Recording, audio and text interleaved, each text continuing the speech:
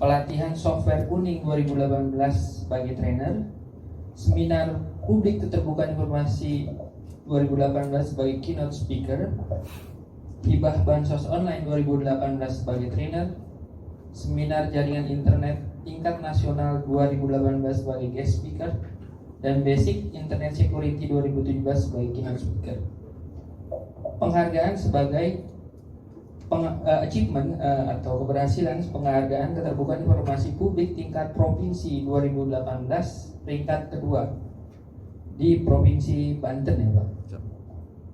Dan first place pembina IT tingkat Provinsi Banten 2014 dengan sertifikat Chief Information Officer dari Kementerian Kominfo 2011 dan Trainer of Training of Trainer TOT BNSP Standar Pitagoras Tangerang 2018, Green Computing Inversion Bandung 2018. Dan beliau pada saat ini sebagai pejabat Kepala Seksi Pengelolaan Informasi Publik dari 2016 sampai dengan sekarang di Kabupaten Serang. Terima kasih, waktu dan tempat kami persilakan Bapak Agus Yasa Wirawan. Terima kasih Pak Moderator. Mohon izin saya punya waktu berapa lama ya? 1 jam Pak. 1 jam, oke. Terima kasih. Saya izin berdiri. Bapak-bapak, ibu-ibu, sebelum saya mulai, izinkan saya dengan salam pembuka. Assalamualaikum warahmatullahi. Selamat pagi, salam sejahtera, namo buddhaya, Om Swastiastu. Jadi sedikit saya ingin menambahkan laporan. Kami di Pemkab Serang posisinya adalah informatif dengan nilai 94. Namun saya iri dengan Komisi Informasi Provinsi Jawa Barat karena di Provinsi Jawa Barat ada masa sanggah. Kalau kami di Banten nggak ada Pak. Kalau salah ya salah. Jadi tahun ini salah nomor 10, tahun depan salah nomor 20. Nomor 10-nya benar, tahun depan nomor 20-nya salah. Karena tidak ada masa sanggah. Pas saya buka websitenya Komisi Informasi Jawa Barat, waduh enak banget ada masa sanggah. Jadi bisa lebih baik lagi nilai kami nanti ke depan. Itu sekedar ini aja sih, unek-unek sedikit Pak. Terima kasih. Jadi sekarang marilah kita pelayanan informasi dari sisi pemerintahan. Nah ini saya, jadi bukan dari sisi masyarakat, saya dari sisi pemerintahan ada sedikit bedanya. Bagi kepentingan pemerintah itu seperti apa sih? Nah, jadi inilah kami ada dari sisi pemerintahan. Coba next. Tujuan umum itu adalah bagaimana permohonan informasi secara normatif tapi tetap memperhatikan kepentingan Pemda, bagaimana tertib administrasi, bagaimana menerjemahkan permintaan informasi, dan bagaimana memanfaatkan Perki 1 tahun 2021 untuk menggugurkan permohonan. Waduh, menggugurkan permohonan nih urusannya. Oke, next. Nah ini saya sedikit perbedaan. Ada kalimat kalau bersih kenapa harus risih. Nah sebenarnya ada batasan-batasan tertentu. Sekarang izin saya tanya ke siapa ya? Bapak ini nih, Pak. Siapa? Mohon izin Pak, namanya Pak? Pak Saleh. Izin Pak, saya nanya Pak. Pak Saleh agamanya Muslim Pak?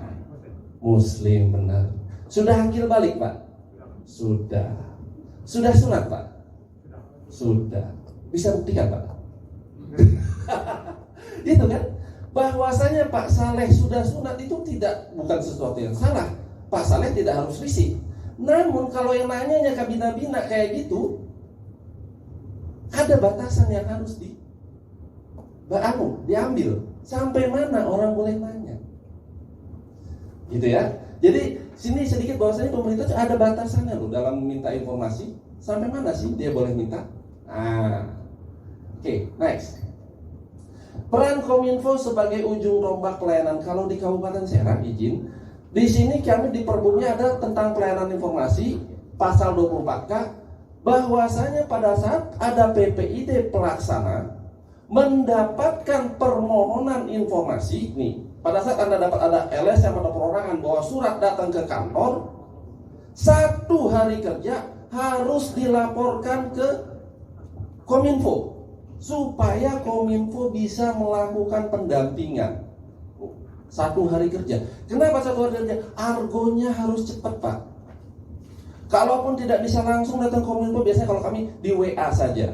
Tiba-tiba dari PU ada WA, Pak ini ada permohonan informasi. Saya telepon ke dinas PU, Pak datangnya kapan itu surat? Di disposisi hari ini, Pak, datangnya kapan itu surat? Karena surat itu KPPD supaya tepat waktu, surat itu harus jelas kapan datangnya, diterima oleh front office hari apa. Jam 4 sore itu masih masuk hari kerja, masih masuk 1 hari. Bahkan saya pernah dengan hakim, Pak yang mulia, diterimanya maghrib yang mulia, sama OB lagi bersih-bersih. Hakimnya nanya, Pak Agus hari itu kerja nggak? Kerja yang mulia, 1 hari kerja. Jadi tolong ya OB, kalau sudah jadi jam kerja ada surat masuk jangan diterima. Besok aja Pak, kita udah tutup kantornya. Ya, 1 hari kerja. Jadi gini, kenapa PPD pendampingan tadi masalah hari-hari tadi, dorongan kepada OPD, jawab harus tepat waktu nih. Penjawaban harus per tanggal sekian. Dapat melakukan tindakan darurat. Nih, tindakan darurat bagaimana? Pernah ada kecamatan dimintain data. Sekcamnya telepon sekretaris camatnya. Dia langsung PLT camat.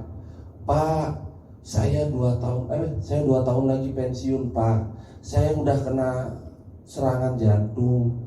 Kalau saya ngurus kayak gini, Pak, nggak berani saya, Pak, gemeter, Pak. Kasihan sekretaris camatnya. Lalu gimana? Minta izin sama Pak Kadis, Pak, bisa nggak yang tanda tangan menjawab PPD utama?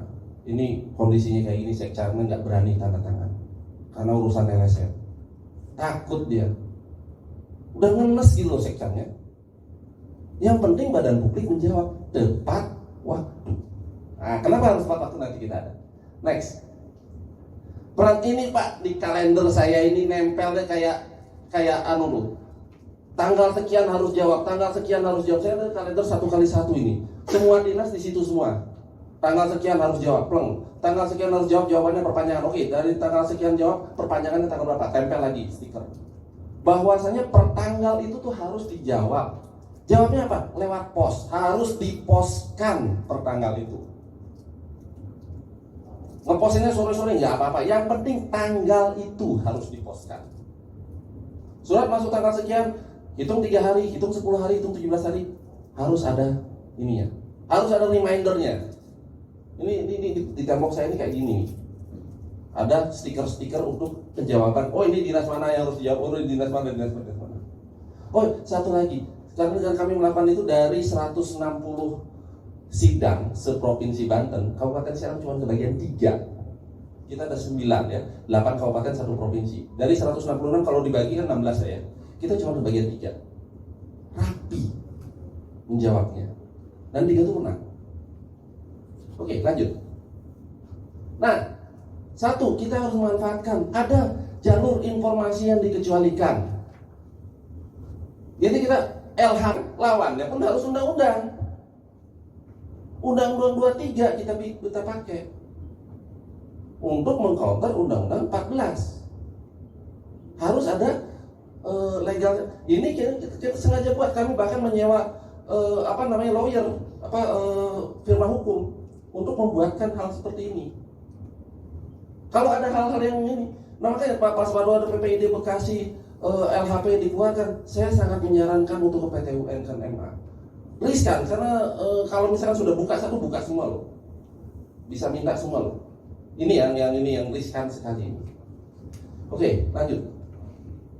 Nah, timeline. Nah, ini ada masa waktu ya. Ini 3 hari, 10 hari, 7 hari, 30 hari, 14 hari. Kita breakdown satu-satu. Nih, jam 4 sore masuk dalam 1 hari kerja ya. Padahal kita udah mau pulang nih, dia masuk surat, masuk 1 hari kerja. Hati-hati nih. Oke, kita lanjut. Next. Penggunaan kewenangan untuk kewenangan birokrasi.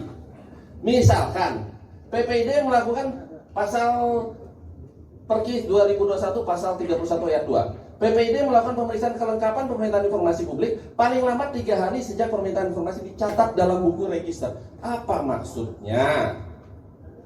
Nih, Ada surat ke Dinas Pertanian. Next. Contoh surat LSM Gemax.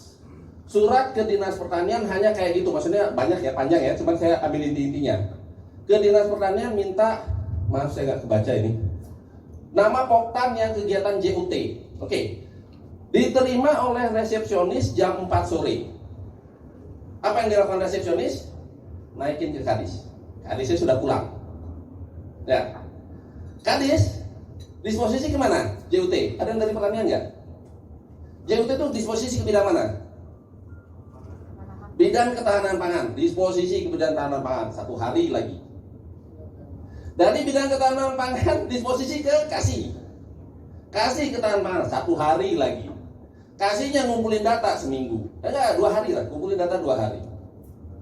Lewat. Padahal kalau kita kembalikan back 3 hari kita boleh mempertanyakan siapa Anda, siapa lu dalam waktu 3 hari kerja. Jadi hari ini, besok, lusa harus sudah diposkan mempertanyakan siapa LSM Gemax ini, mana akte notarisnya. Coba back, maju. Mana akte? Ini ada nih jawaban ini. Bahwasanya meminta tidak lengkap, minta KTP minimal 3 orang, ketua, sekretaris bendahara, akte notaris, struktur organisasi, surat penunjukan dari ketua apabila yang menandatangani bukan ketua. Tapi harus dalam waktu 3 hari. Lewat 3 hari dianggap lengkap legal standingnya. Oh. Makanya saya minta 1 hari kerja lapor. Supaya ini langsung kita buatkan surat, todong sekretarisnya tanda tangan. Loh, sekretaris Pak Kadis belum tahu. Nggak perlu tahu. Ya Pak, perlu tahu maksudnya tanda tangan hari ini. Pokoknya Anda harus tanda tangan hari ini sekretaris sebagai PPID pelaksana. Yang tanda tangan sekretaris. 3 hari mempertanyakan siapa lu. Back, mundur. Ini LSM-nya punya waktu 3 hari semenjak menerima surat untuk melengkapi. Ini udah aturannya. Katakanlah kirim di hari Jumat, diterima di hari Senin, Selasa, Rabu, dia punya waktu sampai Rabu untuk melengkapi. Datang hari Kamis, gugur permintaannya, ulangi. Yang menjawab yang dari kecamatan tadi. Identitasnya dia lengkap, bikin surat. KTP Anda nggak kebaca, kirim ulang. Dia punya waktu 3 hari untuk melengkapi. Ini kenyataan LSM Gemax baik ya. Maju. LSM Gemax itu ngirim tanggal 7 September. 7 September. Kita balasnya hari Jumat 7 September. Hari Senin kemarin saya tanya ke seklisnya, sudah datang belum legal standing dari LSM Gemax? Belum Pak, ya sudah, Anda udah nggak usah pikir lagi. Loh Pak, dia bisa ngajukan keberatan? Mangga, menurut aturan permohonan dia sudah gugur. Nah gitu kan? Menurut aturan dari slip pergi, permohonan dia sudah gugur. Walaupun maju sidang, menang kita. Tuh, ya. Jadi santai aja, ada. Nah, yang penting koordinasi dengan Kominfo-nya. Karena apa? Siapa tahu lupa sampai rumah kan? Coba ingat satu aja, pokoknya sehari setelah terima surat, makanya saya incer kalau di Serang, yang saya incer justru malah front office-nya. Yang saya incer. Anda nerima surat, tolong 1 hari di WA ke saya. Pelebah Pak Kadisnya punya teman di LSM itu urusan lain. Yang penting kita normatif bener dulu. Ya? Oke, lanjut. Maju. Di LSM Gemax kan ada Pak di kop suratnya akte notaris nomor 123. Saya tanya balik. Sekarang ada dari Pol PP nggak? Pol PP ada nggak? Pada saat operasi justisi, saya lagi jalan nih. Ada operasi justisi KTP. Dicegat sama Satpol PP. Pak, KTP Bapak mana? Boleh nggak saya bilang? Pak, saya hafal nomor KTP saya 360405 sekian. Cek aja. Boleh nggak kayak gitu? Enggak. Harus tunjukkan KTP. Walaupun dia menunjukkan di situ ada nomor akte notaris di kop surat, itu nggak cukup. harus akte notarisnya. Oh, jadi hak kita untuk mempertanyakan itu dalam waktu 3 hari kerja.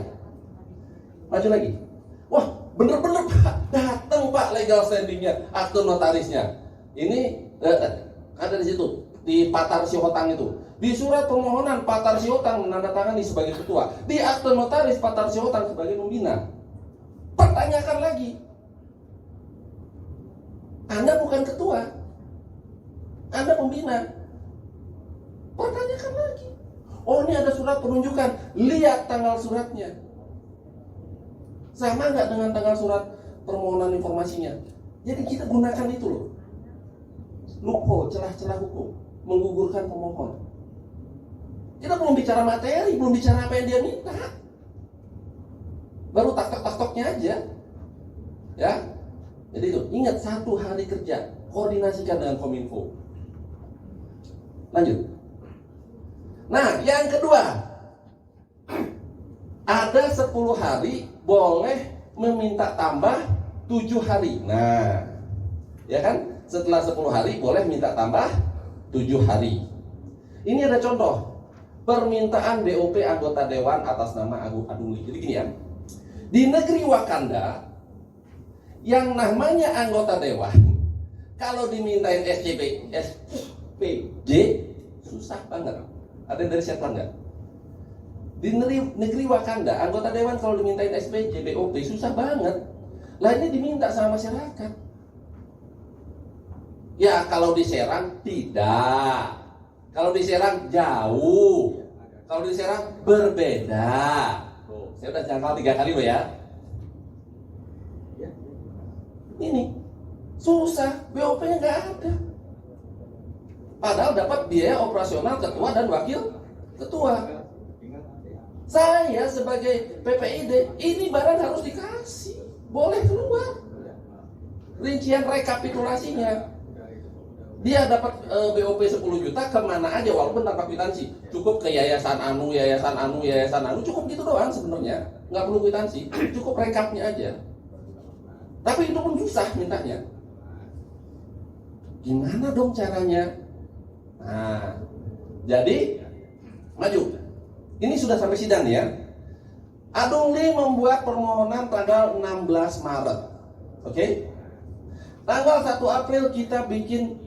Setelah 10 hari kerja kita bikin perpanjangan waktu sampai tanggal 11 April. Si Adungli tanggal 7 April bikin surat keberatan. Jawabannya tidak diterima. Lalu kami tanggal 11 April baru bikin jawaban. Adungli, belum boleh Anda minta karena masih pemeriksaan BPK. Lalu tanggal 12 April dia bikin lagi surat jawaban tanggapan atas. Nah, pada saat sidang, hakim mempertanyakan yang 7 April ini. Kenapa Anda bikin jawaban tanggal 7 April? Bukankah PPID sudah bilang minta perpanjangan waktu? Loh, kenapa jebakan Batman ini berhasil? Karena LSM yang modus, itu mereka sudah siapin surat tanggal segini, keberatan tanggal segini. Jadi tinggal maju-maju aja. Jadi kita menganukan ritmenya dengan perpanjangan. Sehingga kejebak dia tanggal 7 April itu. Pada saat sidang digugurkan, bos. Ini sidangnya baru kemarin ini, Agustus. Berat. Adungli cuma pakai KTP loh ya. Legal standingnya lengkap ya. Namanya siapa gitu? Panggilannya Adungli. Jadi begitu. Walaupun, tapi kalau tanggal 12 Aprilnya, kalau dia tanggal 7 April nggak masuk, tanggal 12 April, lalu 30 hari dia, itu lain cerita lah ya. Cuman ada jebakan Batman yang bisa kita persiapkan. Berikutnya, ada timeline lagi nih berikutnya. Kalau misalkan si Adungli tanggal 12 tadi berhasil nih, katakanlah yang 7 tidak ada. Tanggal 7 tidak ada keberatan ya. Tanggal 12 diajukan keberatan. Nah, nggak ada pointer ya? Nggak ada, oke. Nah, boleh saya sedikit maju ya? Di sini kita punya waktu 30 hari kerja untuk Pak Sekretaris Daerah sebagai atasan PPID untuk menjawab tanggapan atas keberatan. Sesudah 30 hari kerja, yang merah ini si Adung Lee, dia punya 14 hari kerja untuk mengajukan sengketa. Tapi bahasa hukumnya adalah orang boleh mengajukan sengketa sesudah 30 hari lewat atau sesudah 14 hari, sepanjang 14 hari sesudah tanggal 30 atau sesudah menerima jawaban. Lalu gimana caranya supaya menganukan ritmenya? Saya bikin jawaban itu di tanggal 10, sehingga daluartanya adalah di tanggal 24. Adapun Adung Lee mengajukan sidangnya di yang merah ini karena dia berasumsi harus sesudah tanggal 30. Jebakan Batman lagi. Ini trik-trik. Saya sudah 6 tahun urusan sidang, ini trik-trik seperti ini. Main-mainin mengatur waktu penjawaban, mengatur tanggal penjawaban. Yang penting tadi yang kalender itu jangan lupa itu tempel-tempelannya. Jadi ke Dinas Pertanian saya bikin konsep jawabannya, tolong sekretaris pokoknya kudu harus tanda tangan hari ini. Dia tanda tangan, kirim WA, di print, dipostkan. Pak, gimana tanggung jawab kita dari PPID? Kalau salah tanggung jawab PPID, kalau tadi marah tanggung jawab PPID. Harus berani gitu. Jadi Kominfo melayani dari awal sampai akhir. Jangan hanya pada saat brojolnya aja. Datangnya tuh dari ijab kabul. Lumayan kan bisa dapat makan dulu kan. Jangan udah mau lahiran baru gimana. Udah mau sidang baru Kominfo dilibatkan. Ini Perbub kami bilang dilibatkan dari hari pertama. Karena argonya itu sangat-sangat rigid. Oke, next. Nah, ini contoh yang lain, TB Azim, BPKD, sama aja. Oke, next. Nah, berikutnya, penggunaan volume data untuk kepentingan birokrasi apa? Kalau yang diminta seabrek-abrek, ini saya ada YouTube-nya nih. Dia dari PU ada PU. Dia minta SPJ pemeliharaan jalan. SPJ pemeliharaan jalan se-Kabupaten Serang, SPJ kontrak plus SPJ. Pemeliharaan jalan se-Kabupaten Serang tahun 2016, 17, 18, 19. 14. Satu lemari. Kita ini yang botak saya, yang sebelah kanan itu dia, yang pakai kerudung itu orang PU-nya. Dia prosedurnya benar. 7 harinya dilewati, 10 harinya dilewati. Oh, ini agak lawannya sparringnya agak bagus nih ya. Lalu kita undang ke kantor PU. Yang penting saya bilang tolong saya dikasih akses sama tempat arsipmu. Undang ke kantor PU, liatin itu dokumen, panggil tukang fotokopi. Panggil Bang, tolong hitungin satu lemari itu. Ya, dia ngitung satu sampling dikalikan lah ya. Dia bilang 8 juta Pak. Oke. Saya bilang ke Adung Lee, si TB Azi ini, you bayar 8 juta ke orang ini. Nanti hasil fotokopinya dikasih ke Kominfo, kita sensor. Tapi Anda bayar dulu ke tukang fotokopi 8 juta. Saya ingat dekat lebaran waktu itu. Dia, iya Pak, nanti dekat lebaran nanti tutup, nggak jadi. Minta tempo. Akhirnya nggak jadi. Karena ini bluffing aja, gertak balik. Berikutnya ini minta SPJ dari Dinkes kecamatan, Dinkes ada Dinkes. UPD Puskesmas ada? Nggak ada Puskesmas. Dia minta SPJ BPJS semua puskesmas se-Kabupaten Serang. Sebenarnya nggak semua puskesmas. Dia kirim suratnya ke Puskesmas Anyer, Puskesmas Mamarayan, jadi nomornya ada 31 gitu loh. Tapi semua puskesmas dia kayak kartu remi, ses gitu. Tahunnya itu, saya nanya ke puskesmasnya, emang kayak gimana sih, coba berkas BPJS-nya sih gimana? Di foto dong satu lemari kayak gitu. Kita bikin surat jawaban. Siapkan uang fotokopi 310 juta. Loh, tahu dari mana Pak jumlah lemari? Gampang, pakai penggaris saja. Coba kalau misalkan yang kertas 1 rim kan 5 cm ya, isi 500 kan. Asumsi 100 cm, 1 cm itu 100 lembar. Itu kan berapa tingginya? Satu puskesmas itu saya lupa tingginya udah 2,5 meter. Dengan asumsi biaya fotokopi 250 per lembar, 10 juta satu puskesmas. Kita punya puskesmas 31 buah. Siapkan duit 310 juta nih, ini kuping kalau datang.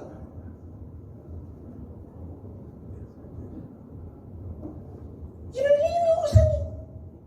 Yang mau bisa udah banyak, Pak. Dengan yang modus-modus itu, setahun Pak kita 70, 60, 50 permohonan, 95% bubar. Di urusan kayak gini-gini doang nih. Oke, lanjut.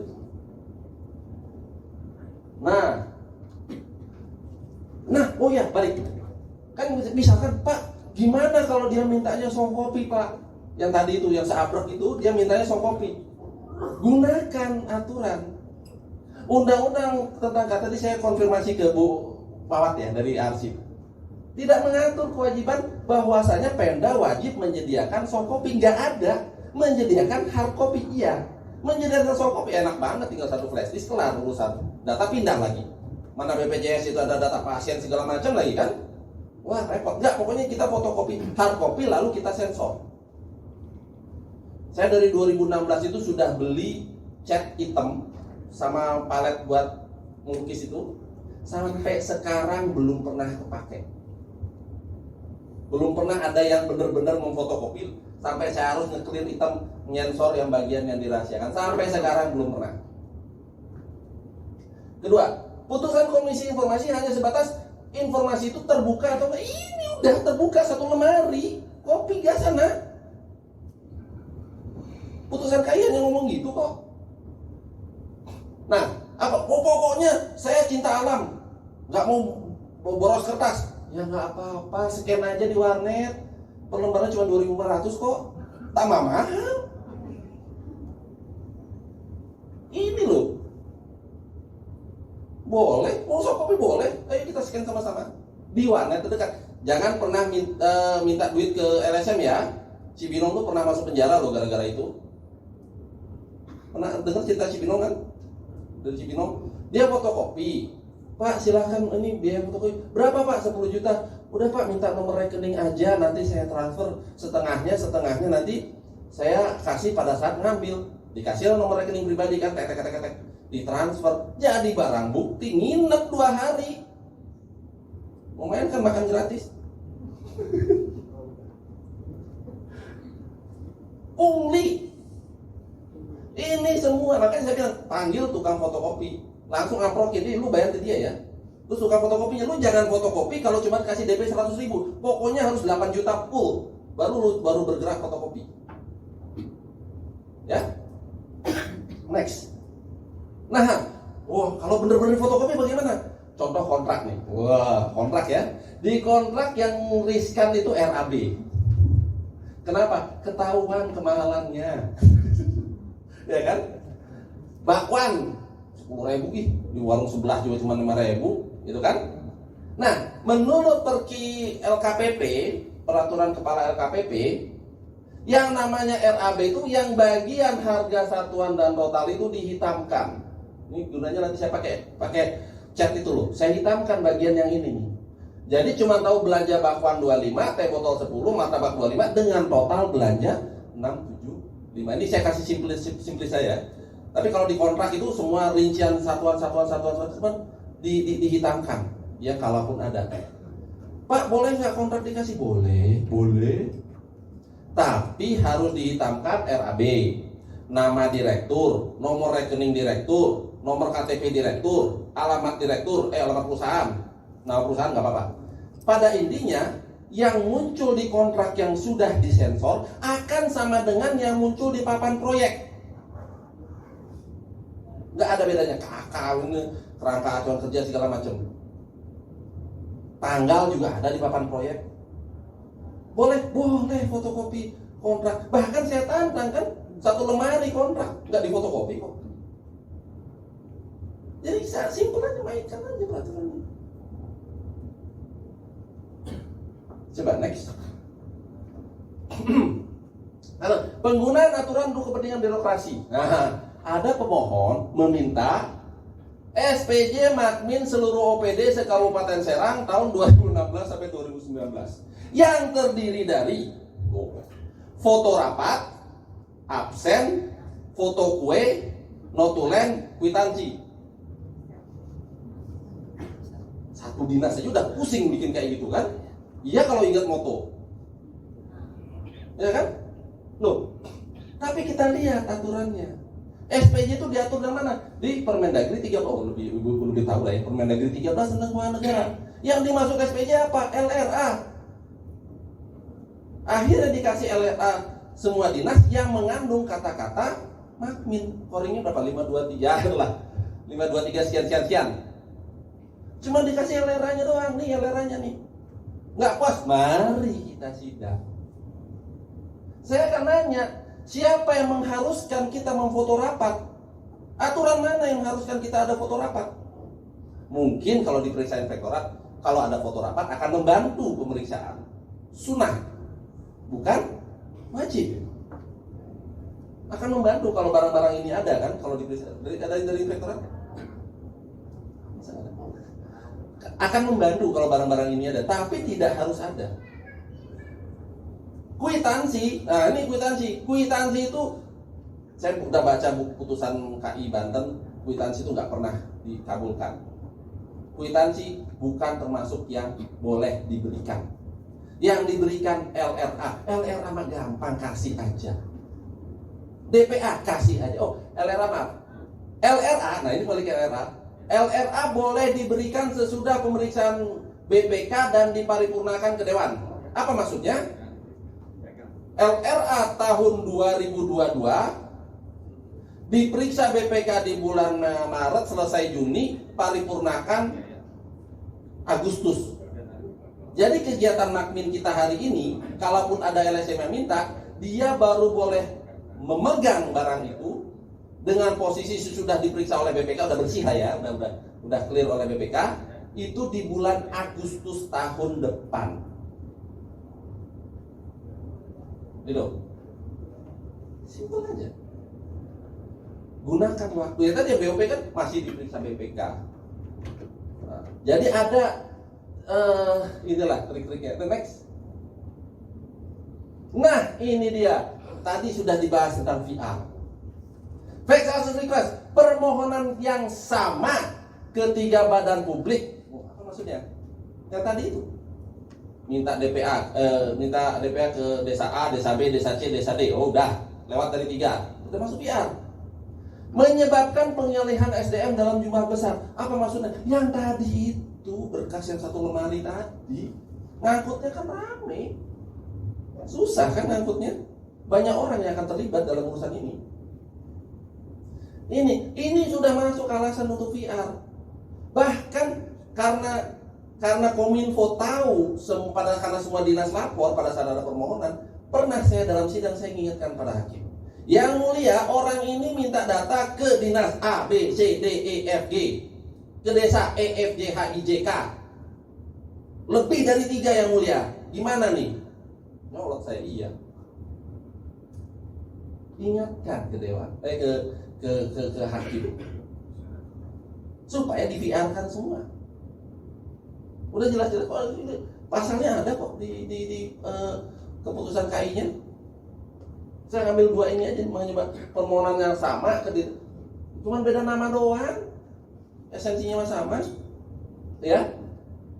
Next. Nah, sesi klinik ini yang LHP Inspektorat. Jadi cerita gini, Tangerang, saudara tua kami, pernah ada orang yang minta LHP Inspektorat.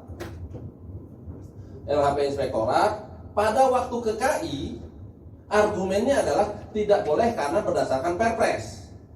Oleh komisioner KI diadu, Perpres lawan Undang-Undang 14, mati. Kalahlah Perpres.